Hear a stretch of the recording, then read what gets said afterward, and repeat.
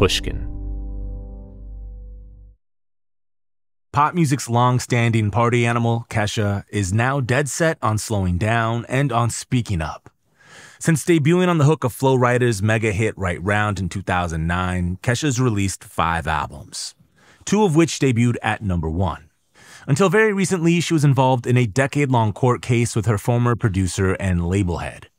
Somehow, despite that bitter legal battle and a public struggle with an eating disorder, Kesha's remained steadfast in sharing her art with her fans, who she affectionately refers to as her animals. On today's episode, I talked to Kesha about how working with Rick Rubin on her new album Gag Order provided the safe space she's longed for when making music. She also talks about how she channels Dolly Parton, Iggy Pop, and Beyonce when she's in promotion mode, and how early in her career she lived in a castle with roommate Devendra Banhart. This is Broken Record, liner notes for the digital age. I'm Justin Richmond. Here's my interview with Kesha. Look at you. There you are. Oh my God, here I am. There you are. Here I am. I'm nobody. I am also nobody. No, that's not true, based on what I heard from this album. I was just listening to the episode with Andre last night. Oh, yeah. That's so good. It's a great episode. It made me feel so good. Not good, but it made me feel good about myself, I guess, which is the beauty of sharing intimate parts of your mind. Made you feel like seen, you know? Yeah, right? Yeah. And also not alone, which I feel like is the goal in making art. Was there any particular part of it that resonated? Like the entire thing, just his ability to be so vulnerable about and like really transparent about where he was at when they recorded that was helpful. Especially the part about imposter syndrome and feeling like sometimes just when you have this hole inside of you, you focus on the goal of making something great. And then when you make it, that hole is going to be filled. And then when you do make it, and like by the grace of God, and I'm so grateful. And so at the risk of sounding like an asshole, because I am grateful and I don't want to ever sound like I'm not. But when you achieve success, thinking that's going to fix you and it doesn't, then you're kind of left at the top of a mountain, like alone, lonely, still broken, but accomplished. Yeah, accomplished alone. And like you've exercised all the resources you thought were going to fix you.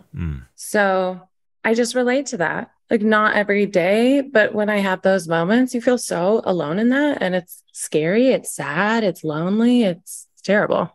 Yeah. How long into your career did it take for that feeling to sort of make its way into your... It's funny because like, I think it actually is helpful that I have these insecurities that I sing about on the record and that I am pretty transparent about now in my life. I've never really felt that feeling of I'm on top of the world, even when I had the #1 album in the country, even when my song broke records. I felt like it was all weird luck. And I never had that feeling of like walking into a room and being like, suck my dick, bitches. Like, I wish I had a moment of that, because looking back, I'm like, fuck, I should have at least had like a year of being a narcissistic asshole, and I missed it. This is always awkward. We met the day actually you met Rick. Oh my God. The day you met Rick. We're walking on the beach in Malibu. Yes. For doing a separate interview for something different. But yeah, you had just met with Rick. We were talking and it was a good vibe. But even then I didn't want to, it's always weird to tell someone like when you've met them, but I met you like pre-TikTok Kesha. Okay. Like I'm so nervous. No, it's really not a bad story. It was just story's going. No, it was great. It was Coachella 2007 or 8. Okay. And I was at the back of a tent watching Devendra Banhart. And a blonde girl and a brunette of some, nondescript, don't remember, came up. I think we were all probably inebriated, but I remember not me. Maybe not you. I'm just kidding. I won't. Well, I won't, I won't put your business out there like that. But your friend was like, do you know who this is? And I was like, no, no, like I have no, no clue. That's a good friend right there. I don't remember this particular exchange, but I do remember going to see Devendra Banhart, and I ended up sharing the same house with him in Laurel Canyon at one point. Wow. But there were so many rooms. The place was like a castle that I don't think we ever even met. There were like 12 rooms in this house, or like 10 rooms.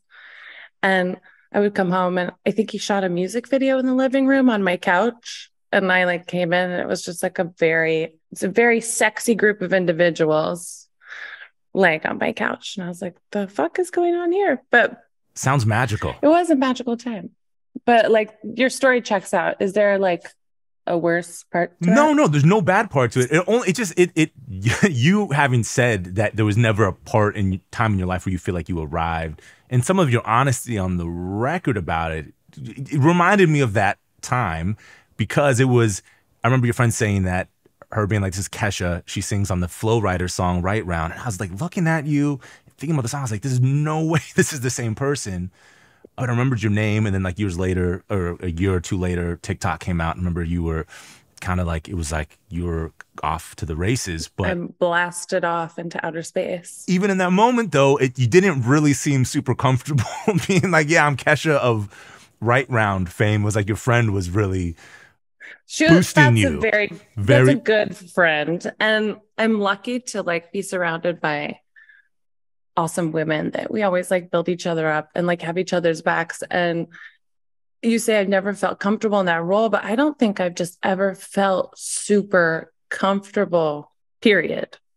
Like ever in my entire life. Which is, I mean, have you had like a elongated period of time where you've just felt super comfy? I'm starting to now, and I'm worried that means something. Oh, that's so nice. That gives me hope. It gives me hope, but it also gives me anxiety, because it does feel like maybe the other shoe is about to drop on some level, and I should be prepared, and I'm not. No, prepared. what if you just earned it? What if? But then how long can that last? How long can it last until, Well, getting comfortable? Getting comfortable. Life's pretty short. Just like take in the good. When you get the good, you have to let it in as much as you do the bad. That's something I'm trying to exercise on a daily basis. It's a fair point. Like I sometimes, I don't know if this is the same with everybody, or it's just like my special concoction of brain cells. But when I can see like 100,000 positives, and the one negative thing will be the thing I keep with me and convert to being the voice of my higher power in my head. Yeah. And so I'm really working on kind of what you just said. If it's good, just let it be good. Let it be good. Yeah. Without worrying too much. Early on, what was it early in life that made you not feel so comfortable? Like what? I have a core memory of playing a song to high school. All school was fucking miserable for me also, yes, by the way. So I have a theory, which I'm not sure if this checks out, so like don't quote me on it, but if you are doing great in school, you're fucked the rest of your life. Like if you have the best time in school, 100, you're good. If you have a shitty time in school, you have to forever. I feel like there's this need to prove those motherfuckers wrong. It's probably true. I think a lot of our lives are like shaped by the experiences that we have. All of it. We think we are who we are because we're making conscious decisions day after day, day in, day out to be who we want to be. But you're right. More often than not, it's based on unconsciously things that have happened and sets us on these courses that you sometimes can't, whatever. You can't, there's no turning back. Well, and have you ever had this thought? I always think, what would my style of music, of taste in clothing, of everything, what would that have been like if that one, like all the men I've been in love with, the like unrequited love where they didn't love me back. I just so wonder if they had loved me back, if I would have ever become the person I was, wearing the things I wore just to try to be hot for that dude's whose name I don't remember. So being like trapped in that stage, like you just would have never gone past that. Yeah. It's fair because especially early in life, relationships tend to work out to be like these things that kind of prevent growth. You know, I think hopefully as you evolve and you get older in life, relationships become like you can kind of grow as individuals, you know, ideally, right? But yeah, like you kind of like it stunts your growth way like early on, you know? Well, it can stunt it or just shape it. Or shape it. Like my first severe love was somebody who was really into punk music. And because of that, I started listening to the Stooges. And now I have a Stooges tattoo and I've done a song with Iggy Pop. Like, would I have ever done any of that if I didn't have a crush on a guy that I knew, quote, liked punk music on his MySpace profile? I don't know. I miss MySpace. I mean, probably not. Probably not. You know, who knows? We wouldn't have gotten to Iggy, but that's amazing. Iggy is one of the smartest people I have ever met, I think. He's iconic. I actually have like the holy trinity of people I pray to when I get an interview question and I'm like, okay, it's either like, okay, how do I answer this? Like really sincerely and kind and genuine and speak from the heart. Then I channel Dolly Parton. If I'm like, okay, now's the time to be a little cunt. Then I'm like, okay, I channel Iggy. And then when you're just like above it all and you just like are the most powerful bitch in the world, then I'm Beyonce. Ooh, Beyonce. I was curious who we were going to pick. Yeah. Beyonce. I mean, look, we all fell in love with Beyonce, but like when for you particular, where in the journey did you? I think the self-titled album with the pink, I think it's just called Beyonce. Honestly, I'm not even like, I don't have like every album that I play all the time. It was the feeling I felt when I heard the album. It's like black with her name in pink. The one from 2013. Yeah. When I first heard that album, my goal in life was because she started in super pop, like me. Yeah. And I feel like she has fully embodied the power of who she motherfucking is. Yeah. And I am in no means comparing myself to Beyonce. It's just somebody that I try to channel when I don't know how to respond to something. Yeah. But like, I don't know, I just always felt a little bit different. I went to school in Nashville. I was born in the Valley, and my mom was like single mom, made music, and we moved to Nashville. And I just remember from the earliest stages of going to school, I went to a Catholic school and all the boys were wearing shorts and all the girls had to wear skirts. And I remember getting in trouble and I got sent to like the head nun's office because I wore the boys' outfit.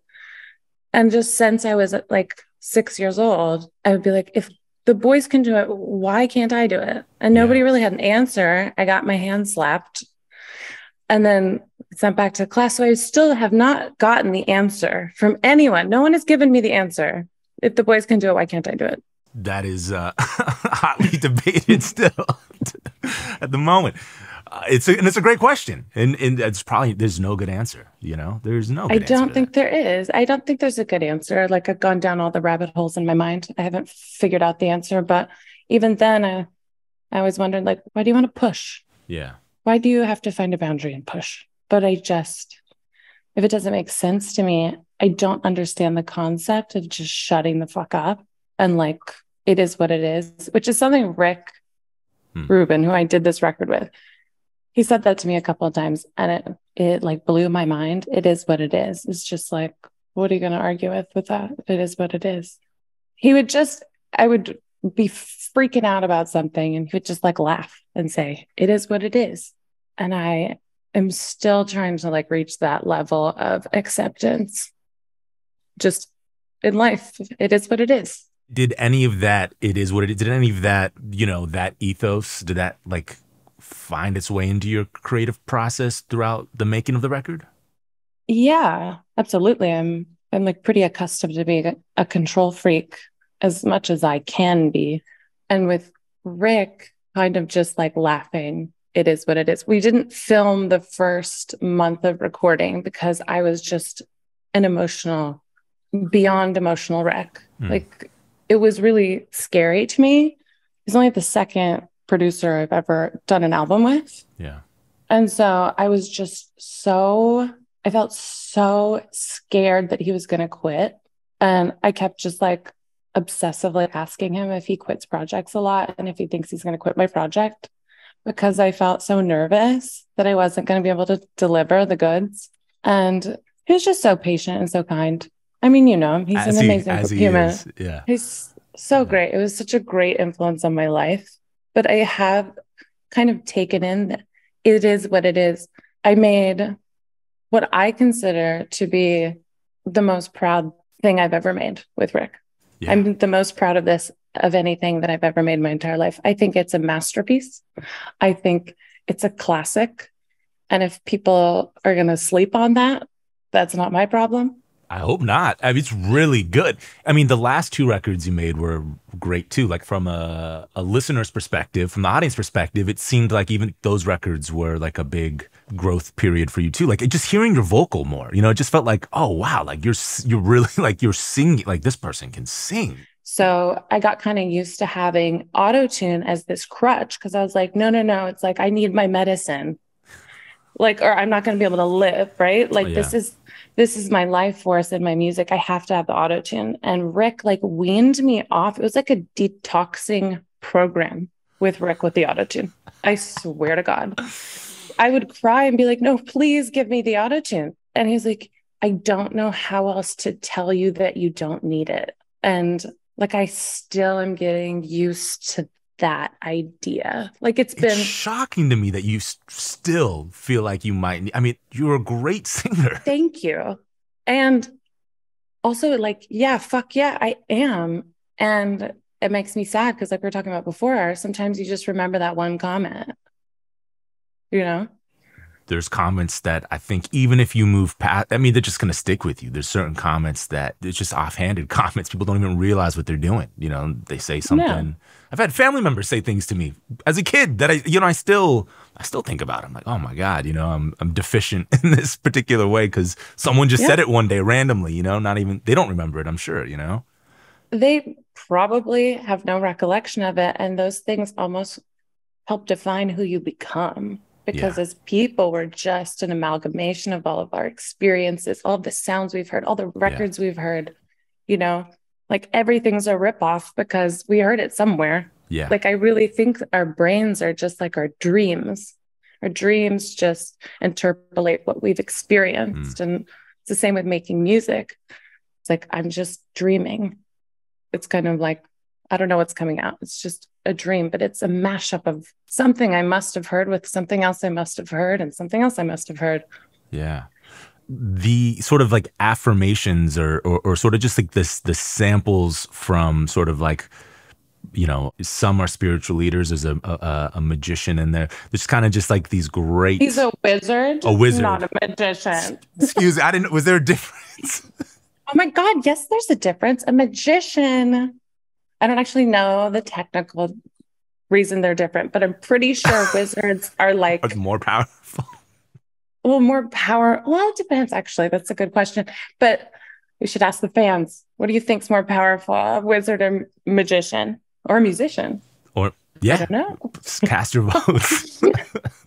And you have it sampled. You have a wizard sampled into the beat, and like some other spiritual leaders, and it helps frame the listening experience in like a really beautiful way, you know, because you're dealing with really, I mean, just from the title alone, you kind of know it's going to be an intense listen from just the title, Gag Order, and it proves to be, you know. It is an intense listen, and we had kind of talked about what we were going to call it. It was initially going to be called Eat the Acid, and as much as I love that song, it's one of my favorite songs I've ever written. Like it's a really special song, but I was afraid that would maybe play into this whole party girl persona that I have been so desperately trying to recover from, because I realized America doesn't understand irony in mass.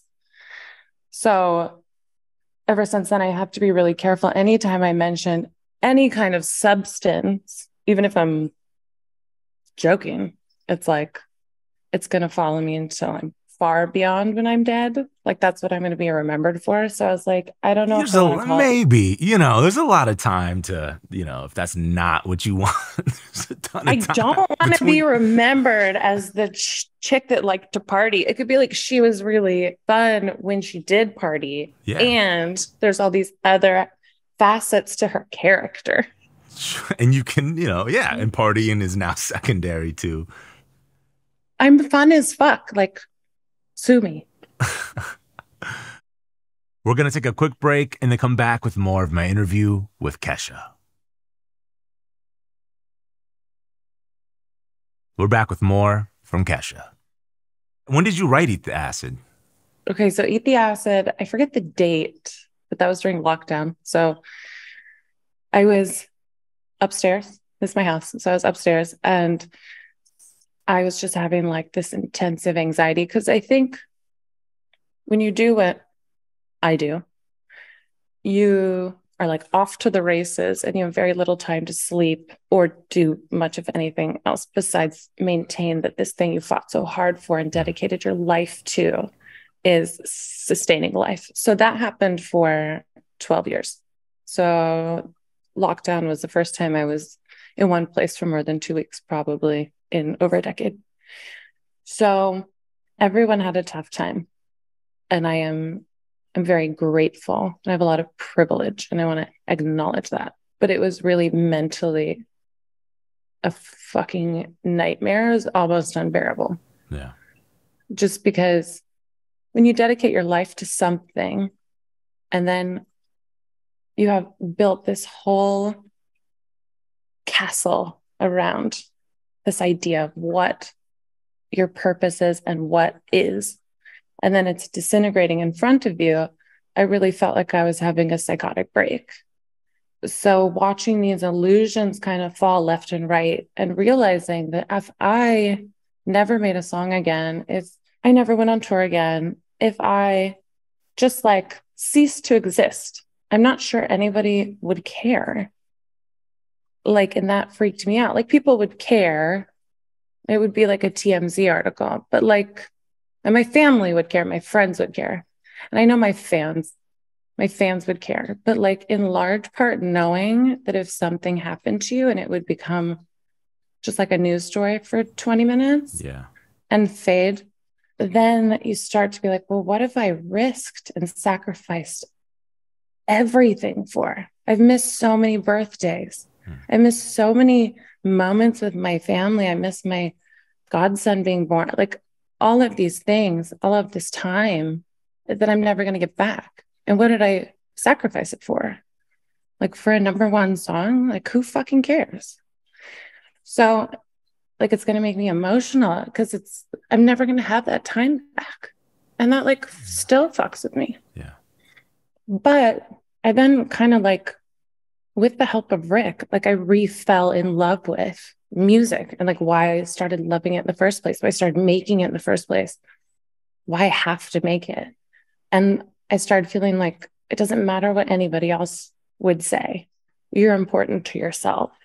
So this like falling in love with myself dynamic, Rick really helped encourage. And I always, when people would say, love yourself, it's like, yeah, of course, love yourself, promote, love yourself. But it felt so corny to actually practice self-love and like sit and roll my eyes at myself and then like, and then do it. And I started realizing that that's where my passion and lust for life came back from, is like actually giving a shit about myself. With that renewed sense of love for yourself, I mean, do you feel like you can kind of integrate your life and your art and your career better? I hope so. We'll see. Like, this album is so fucking special to me. I feel like it encapsulates me becoming who I am and like really being reborn in a way that I never kind of knew was possible. And to capture that audibly, to capture a process of going through like a spiritual awakening and ego death, really difficult mental obstacles, digging through the trash of my past and reemerging on the other side, and to capture that on a microphone felt so fucking scary. Yeah. When we started working, Rick was like, let's film it. And I was like, I just can't. And so at the end, I got really sad. And I was like, fuck, we should have filmed this. And he said, it is what it is. And so I was like, you know what? He's right. It is what are you going to do? It is what it is. Making a record is documenting something, and it sounds like this record didn't just document a particular phase of your life. Like it documented like a particularly like impactful phase in your life? Like the mics were rolling at the right time to get. They were rolling at the most vulnerable times. Like there are moments on the record that are hard for me to listen to if I'm not in the right headspace. Living in my head was really, really hard to make. But that was Rick's like favorite song. What in particular in that is hard for you to hear or made it hard to make? Just listening to this ideation of non-existence and talking about my insecurities and how it, you know, I don't think it's just in music, but it's very prevalent in entertainment. But I think it's kind of everywhere. As a woman, I feel like there's a lot of need to compare yourself. And I talk about that in the song. I talk about how lonely I feel inside of my head and how sometimes I just want someone to hold my hand while I walk through it in there. And, you know, he's not paying me to say this. So, but like Rick was the one that like said like, okay, I'm going to hold your hand while we walk through this together. Yeah. So it's a beautiful thing. And I have no idea if people are going to like it or listen to it. I have no fucking idea. I hope they do because I think it will help certain people that relate to what I'm saying. Yeah. But in terms of like chart numbers and wanting to be the dick swinging motherfucker that walks into the room, I think I'm just too old for that anyways, sadly. I don't know. I mean, come on. Look at yeah. Mick still walking around with his dick swinging. Dick swinging? Yeah. Okay, fine. Maybe I'm going to start walking around with my dick swinging. As long as if I ever start getting out of hand, somebody shoot me a text. I'm sure Rick will. Oh, yeah, sure, Rick will tell me. He'll pull you in. Tell me about from sort of the creation story of this record. From like, how did it come together? Like, what did you bring to Rick that first day you met Rick? The first day I met Rick, I played him a bunch of demos that were like not very good. I will forever remember him where I was like, Rick, you told me to play everything. And I was like, now, this song is not, I don't like this song. You told me to play you everything. And then I played the song and about 30 seconds in, he just started like crying, laughing. And I was like, okay. And that was the nicest way anyone ever told me that they hate my song before. I was like, all right, that's really embarrassing. Next song. But so they were not good songs, but we talked a lot about spirituality through the process of this album. And he knew that I'm a seeker and kind of on the journey to, I don't know, just be in touch with a higher power of some sort.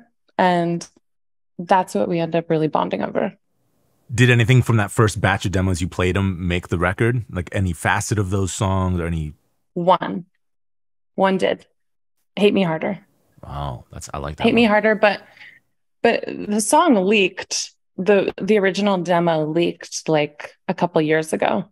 And I was disappointed because I was like, that's not the incarnation I wanted people to hear. But he took this like very poppy, kind of happy sounding anthem song and turned it into this really powerful ballad, strong, defiant thing. So he made it a whole different animal. One of the many geniuses of him. He said he's like the song, like you put different clothes on it, different genres. We would try one song and make it a ballad, and then we would make it a disco song and just see which one we liked better. Did you ever settle on a particular feel for a song in that process that you were positive maybe you wouldn't like? Like, was there ever an instance where you're like, oh, we'll try this song, like kind of like a gospel song, but I don't know that's really going to work, but you were convinced? I just kind of like, when you're in the presence of a master, I think a really important tool is knowing what you're good at and also knowing what you're not good at.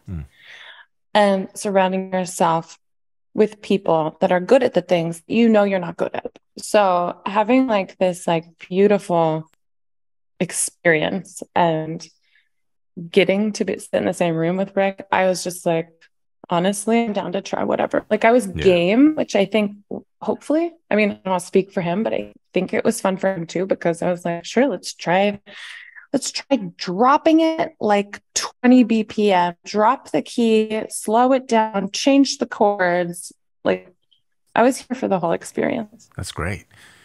Hate Me Harder was an idea. So you kind of have that, but I mean, you're kind of also starting from scratch. So what was... It was scratch. And then it was at the end of a song, he heard me starting to sing Living in My Head because I was at the session and I had a lot personally going on that day, just with another department of my life. And I started just having an anxiety attack thinking about the phone call I was just going to make.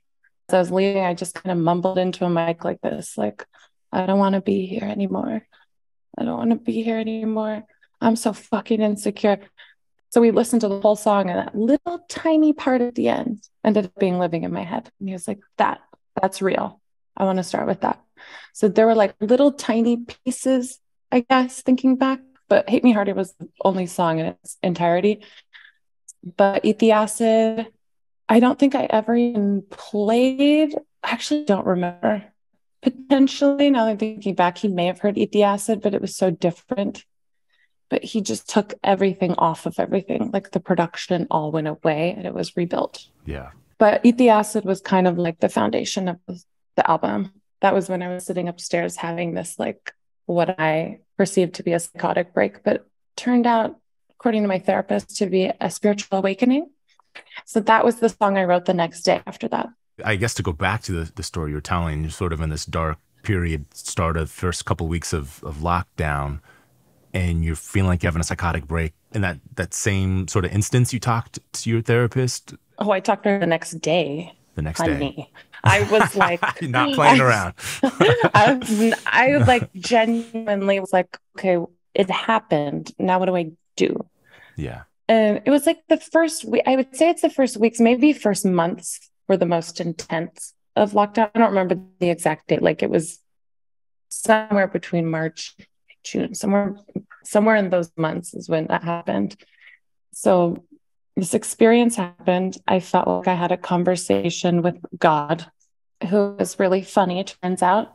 It's good to know. I'm so happy to hear that. Thank God. Like, great Literally. sense of humor. Thank God. That fool. And, and it was so scary that I just like woke up the next day and I was like genuinely scared. I can laugh about it now because I've had some distance, but Jesus Christ, I was so scared. And then after she told me that, she's like, just lean into it. It was all very casual. I was like, okay. So then I got on a Zoom with my mom and Stuart Crichton. And I was like, we have to write a song about how I thought I was losing my mind, but I think I saw the illusion of what is fall. And I realized what love is. And the only thing that can save us as a society is love. And there were all these like seeds of what the album was going to be. But it had to start with Eat the Acid because my mom told me when I was young to never take acid. So to this day, I've never taken acid. You've never taken acid? No. I've never taken acid. I'm terrified of it. I mean, me too. Why are you terrified? Because I have mental illness in my family. I'm just scared I'm going to turn out like, have like a break. Mushrooms, other things, fine. But great. Also just too long. I'm like, it's 5, 6, 7 hours of my time. I feel like we would really get along like off camera as well, honestly, because I'm right there with you. Yeah, it's like, I could, if noon, cool, and then I can have dinner and be like good to go. Great, and still get like sleep. Yeah, I like the idea of getting just like feeling a little naughty, like have a glass of wine, and then I'm like, okay, I like keeping the anchor of stability because I have to. And that's the control, probably part of you, right? Totally. I think I cling very, very aggressively to what I can, which I'm currently in the process of trying to loosen the grip because we're not really in control of much, actually. No. And that's another illusion. That's another illusion I'm trying to get rid of. We have to pause for another quick break, and then we'll be back with more from Kesha. We're back with the rest of my interview with Kesha. And I love the outro, too. I actually wanted to ask you about that. In the next life, I want to come back as a house cat.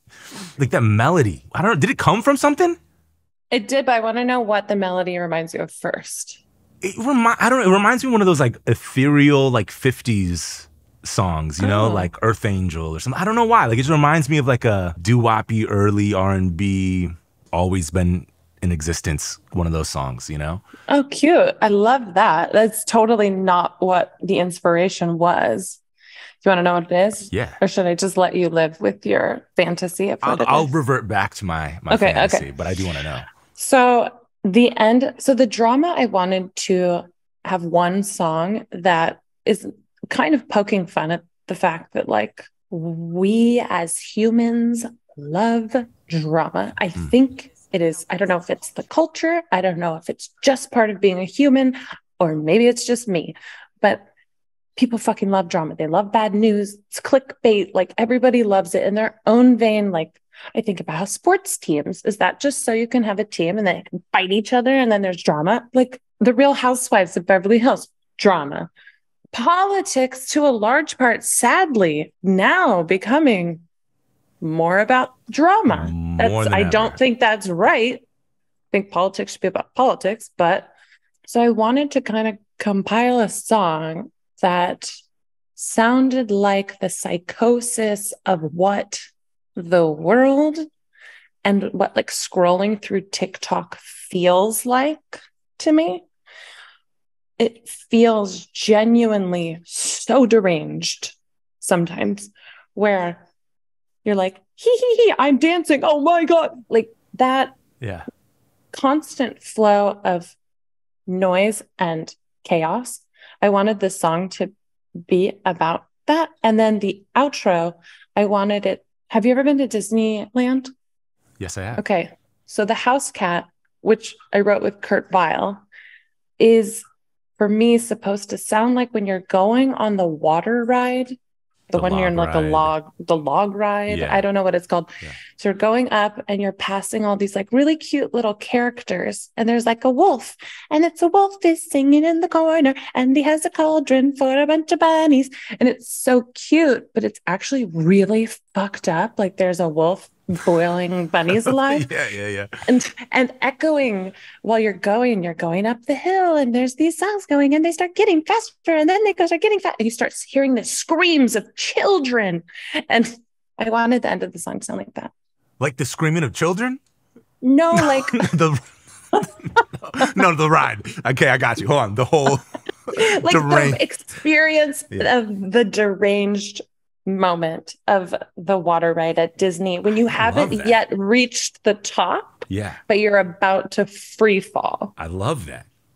Yeah. Why am I love that I'm attracted to this song that's modeled after the deranged experience of scrolling TikTok and you know, the bizarre world of fairy tales, screaming children. It's such a good song though. Thank you. Yeah, and there's a couple of moments too of because I mean, you know, you said there's like, you know, obviously it's a heavy listen, but it's a couple of songs that are like really nice reprieves from kind of like those more tense moments, like about halfway through, All I Need Is You. Yeah. And then Happy at the end. I mean, it's a great closer. Thank you. It was a beautiful song. Thank you. I really have such protective feeling. You know, I don't have kids that are human. I have animals. So it's like, it's the only thing I can compare it to is how I feel protective, or of like when I'm hanging out with my brother's kids. Like that's how I feel about that song. Yeah. I feel very like maternally protective over that, because I know that once you've spent your life chasing all the things I've chased and accomplishing a lot of them, failing miserably and embarrassingly in front of a lot of people over and over and over, buying nice houses, going on the vacations, having the hit songs, having the not hit songs, the glory and the humiliation. After I had this experience I told you about, I walked out of this album realizing that now that I've trudged through it's not only sad, it's just a really contemplative album. And there's moments of fun, there's moments of joy, there's moments of anger, there's moments of surprise. Totally. for There's me. moments of what were you surprised about? Just certain changes in song. Like really, like to be honest, there's certain changes in song. The brief interludes, like all of a sudden, Ram Dass is in my ear, or it's like, oh, it just took me to places I wasn't expecting. Good. Yeah. I always wonder if people are bummed when an artist flips the sonic script on them, because at a point you become something that people go to for escapism. For me, Yeah. I feel like a lot of people have previously come to me for escapism, which I think is an incredibly important thing for humans. But so putting out this record, I'm just curious if people like when artists do really drastically different stuff. It's hard to say. Like I'm sure you have like super fans from the very beginning, and they probably want just that same formula. But I do think that even if you gave that fan the same thing over and over, they say they want it, but they'd probably become bored of it. And then they'd probably use it against you. It's like you can't win with some people, right? Well, I think actually surprisingly, my super ride or die fans, my animals, they're so here for the evolution. It's more, I think, people that maybe have heard a song or two of mine, only saw a picture or two of me in a video or two, and then they're like, the fuck are you doing? Like, I kind of felt like I had to work through the right to make an album like this. But then that's when I would channel Beyonce. Yeah. Thinking about that album I told you about. And I was like, she just made it a piece of amazing art that encapsulates who she is. I feel and hear who this woman is. I want to do that. Well, this album's like kind of locked me in to Kesha, like I'm not like Have you been converted? I'm nearly animal. I'm nearly okay. Let's go. Join us. Yeah, I might end up there. I would say I was a casual listener before, and but this album is like one of those ones that I think if you really like music, warrants like a couple of like deep listens. It's sequenced beautifully, produced beautifully, it's written beautifully. You sound great on it. Thank you. It's like bits and pieces of things that I think have come out on other albums, and it's like all of it finally, all those things that were great in these little moments, and it's like, oh, this is the complete thing. It's all there, That was my experience listening. Thank you. I'm gonna take in the good. I love it. I worked really fucking hard on this, and I know Rick did too. And so I'm going to take in the good. And I know he loves the record too. Wait, I want to finish one sentence because I go on tangents that I didn't finish. And then my manager's going like, let's go. I can carry on for a second, but my cat has to go to the vet. That's important. I wrote All I Need Is You about him. Really? So, yeah. Wow, that's beautiful. I have a necklace with his little name on it. What's his name? Mr. Peeps. Mr. Peeps. I love it. What a lucky cat that, Is Mr. Peeps okay? Yes, let me say bye to him. Hold on. Yeah. Okay, sorry. Tell me that you'll live forever, Mr. Peeps. Mr. Peeps. Well, I think that I had to channel the most sincere, pure love I could think of. And Rick was like, write it about the love you have for yourself. And I was like, honey, we're not there yet. Yeah. But we're going to start with Mr. Peeps. That's like when I do my loving kindness meditations, and they ask you to think about it, easy love, like nothing complicated. My mom always goes to my mom's dog. It's like, how can you just can't? It's like the most goofy little dog with like one tooth, and you're just like, yeah, I can, it's like, how can you hate a creature like that? You can't. It's impossible. But it's like humans are very hateable. Yeah. Like one wrong sentence, and you could just hate somebody. Yeah, we're so complicated, man. There's just so much room for misunderstanding and heartbreak and heartache and disappointment, and the way that others treat us impact the way that we treat others. It's just like, it's a fucked up cycle, Well, and who we are and what we've experienced can mismatch with who someone else is and their experience. And it's not even an intentionally hateful or negative person, or it's just a negative dynamic of a particular two energies coming together. You know what I mean? Yep. Like, a lot of times if I dislike someone, I don't hate them. I am sad for what they're either reflecting onto me or I'm sad for what they're going through. Because usually I found that when people are hateful to me, people that don't know me, I find that I become a mirror at times, which has become a big part of my job, is becoming the mirror and being okay with being the mirror. And sometimes people want to punch the fucking mirror, you know? Yeah. Have you long been that and you just are realizing it, or is this like a recent sort of? I think like there's an element of always, if you're like, you don't have to be a singer that puts out records and lots of people know, just anybody on Instagram. Like if you're putting your life out there, people are gonna, if you're in a bad mood and you feel bad about yourself and you're on your period and you're breaking out and you're breaking up and like your mom is sick, like there's no way you could look at a picture of someone having the time of their life and be like, yes, really. I mean, maybe some people can, but like at particular moments in time, I have a hard time just not making that photo about myself. Yes, I know what you mean. Like someone else's experience, I then internalize and make it about myself. Experience where they're creating the experience, not thinking about you, not concerned, you're not even in the thought process of it, but it becomes personal for you because, going through shit. Or if you feel really good and you see that same picture, then you're like, fuck yeah, eat it up, live your life. So I think it's just, people are complicated. It's like the Osho says, man, you got to eliminate jealousy. I think that like I finally overcome that mountain. For me, the jealousy was just always thinking that I wasn't good enough. So that's where the self-love kind of kicked in and really helped. Yeah. Because I really think everything and everyone is perfect without comparison. Comparison is it's a thief, you know?